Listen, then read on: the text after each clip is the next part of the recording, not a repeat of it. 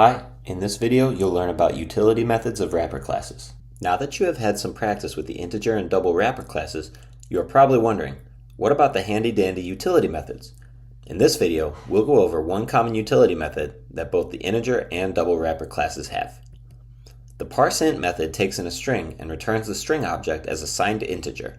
Signed means that it is either positive or negative.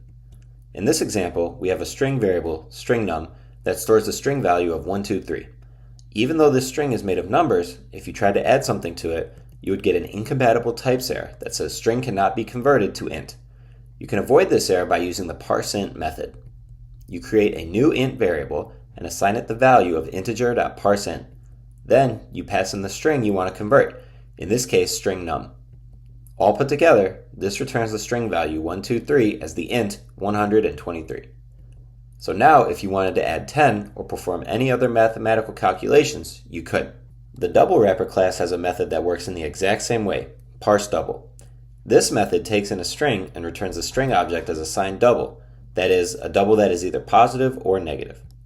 So if you wanted to convert the string 10.5 to a double, you could easily use the double.parseDouble method.